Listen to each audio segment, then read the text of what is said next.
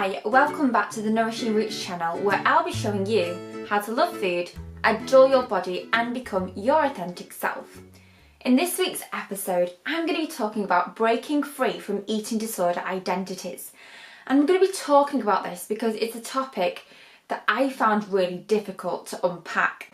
Because for myself, I found that breaking away from that eating disorder identity of having anorexia for 10 years of my life was so difficult to do. And I know that many of you out there suffering from an eating disorder, whether it's anorexia, bulimia, binge eating, or any other form of disordered eating, it can sometimes feel like your whole identity revolves around being stuck in the eating disorder mentality.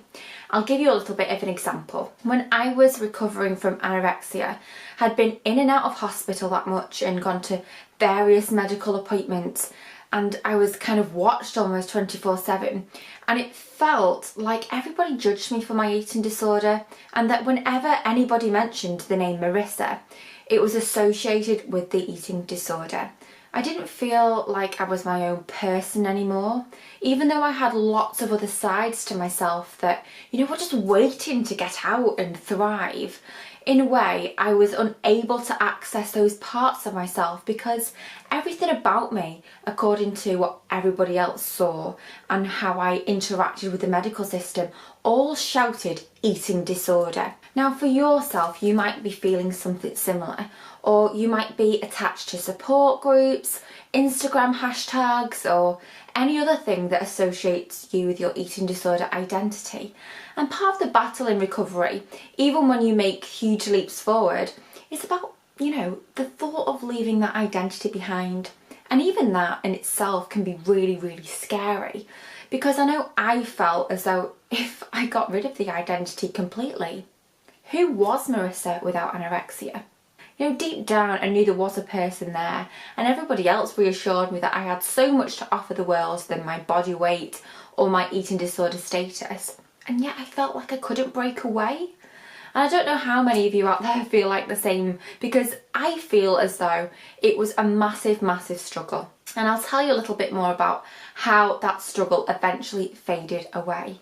The thing that I found most important to do in recovery, instead of clinging on for dear life to the eating disorder identity because I felt as though it at least fitted a part of the jigsaw puzzle of who Marissa was, I realised that in order to achieve full recovery and real recovery, I had to, separate myself from that jigsaw puzzle piece and say that I'm not part of this jigsaw anymore.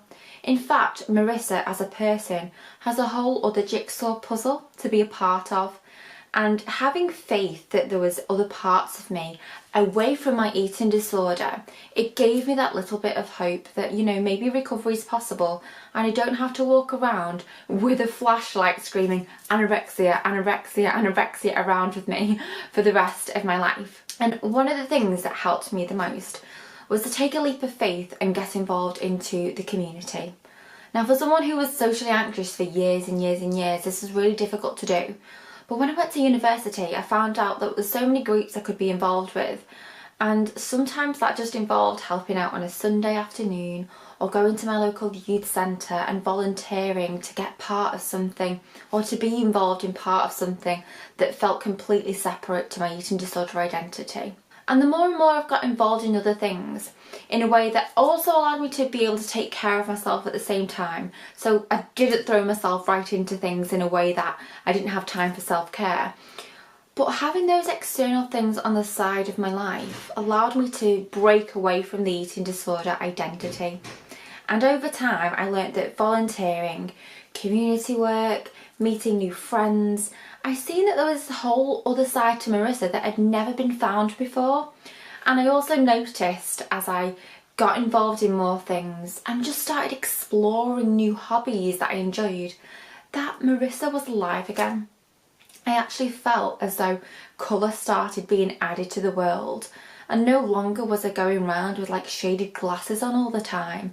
I felt like the world was a bit more renewed and refreshing to be in. And for someone who'd suffered from an eating disorder for a long time, as I'm sure many of you can resonate with, it can sometimes feel as though there's no way out and that forever everybody will always associate you with that eating disorder. But I can honestly say that I've been able to break free from that identity. And although people associate Nourishing Roots with recovery from eating disorders, that's about me being empowered as a recovered person to promote that message, rather than being associated with Marissa who's ill and poorly and needs support. And no longer do I feel like that vulnerable person who needs to be watched over meal times or needs to be associated with multiple support groups. And although for many of you those elements of recovery might still remain important for a long period of time, that in a way it's part of your ability as an empowered person to break away from the eating disorder identity.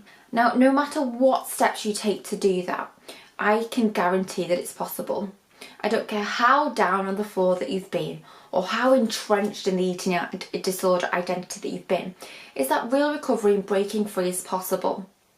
And I know I've mentioned this multiple times in previous videos, but I can't hit home enough, because if I can recover from in and out of hospital, being really, really poorly to the place that I am now, then anything's possible. And I really believe that you can achieve recovery and breaking away from your eating disorder identity. And a few tips I can give you for breaking free is for you to take that leap of faith.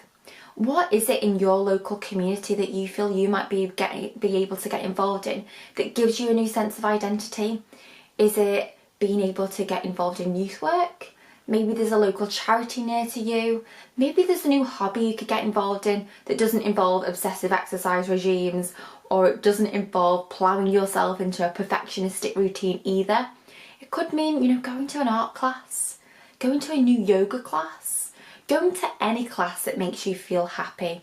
And that's the most important thing. Finding other things in your life that really make you happy and able to forget about the whole eating disorder issue. They're the things that are going to empower you to reach your full potential. And over time, like I discovered, your eating disorder plays less and less of an importance in your life. It becomes like this thing that is in the background, and instead of it being perched on your shoulder, it's kind of maybe looking through the door from time to time, seeing if it can still, tell you nasty things about yourself, or tell you not to eat, or tell you to binge on foods. But over time, it will just fade away, because it's realising that that no longer needs you anymore, and you no longer need the eating disorder to exist. And finally, you can feel so empowered and free to just be who you are. And that's the most important thing, really, is feeling free to be who you really are, no matter who that is, no matter how much you think you'll get judged for being that person. The real key in life is to find who the authentic you inside really is. Now, if you can find the steps to being that person, then they're the really empowering things that you need to do in your eating disorder recovery. So on a final note, I'll just touch home again on the fact that recovery is possible.